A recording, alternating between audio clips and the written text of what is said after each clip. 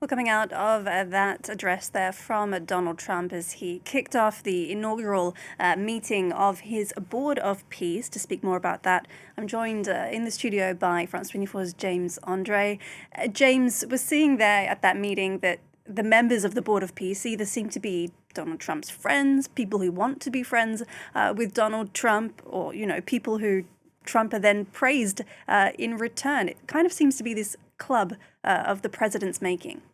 Well, yes, it does seem to be a bit of a club with, indeed, as you were saying, the president's allies, the ones who want to become allies, and then these countries that allegedly Donald Trump has made peace in. So he was talking about all his peace achievements as he sees them, and also, the countries who are directly involved in the situation in Gaza. Now, the problem is this was the initial point of this board, and we do not have much more information. But yes, for now, what we have seen is basically a group of leaders with Donald Trump praising them, as you were saying, and indeed announcing a series of pledges.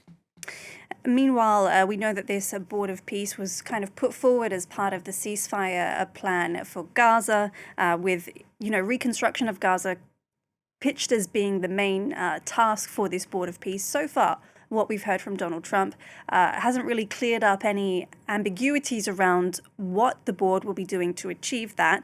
Perhaps we'll hear later from US Envoy Steve Witkoff or Marco Rubio about that. But still, there's a lot of questions that remain, James.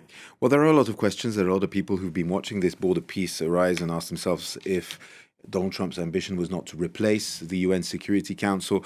It is still unclear. I mean, we've just listened to Donald Trump now for, the best part of an hour, and it is still not clear what he is trying to achieve with this Board of Peace. What we do see, though, is more of the same, I'd say, strategy, which is his negotiators. He's been praising them a lot, both Steve Witkoff and Jared Kushner. Steve Witkoff, who is sitting right behind the president during this address, explaining that, that basically, in his view, all the world leaders that they've been tasked with negotiating with like them a lot.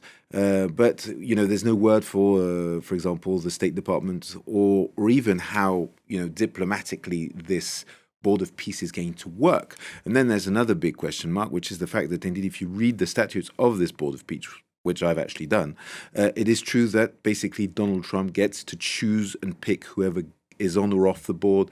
He can, decide to revoke anyone at any given time. He is in absolute control of everything. And he is indeed with a group of leaders that to some extent he has a lot of control on. It's really interesting to see who is absent actually today. And that would include all the United States' traditional allies. You could speak of most of the European countries. We know that France, Germany, Italy have not cared to be part of this Board of Peace at this stage.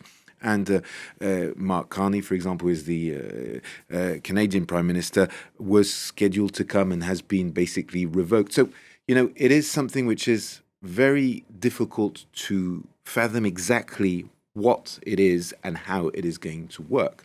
What we do have, though, is indeed a group of roughly 45 nations represented, with one task which was rebuilding Gaza. But, when you hear the president, the little he has to say about Gaza itself, because all we've heard is that, in his view, the only obstacle is Hamas.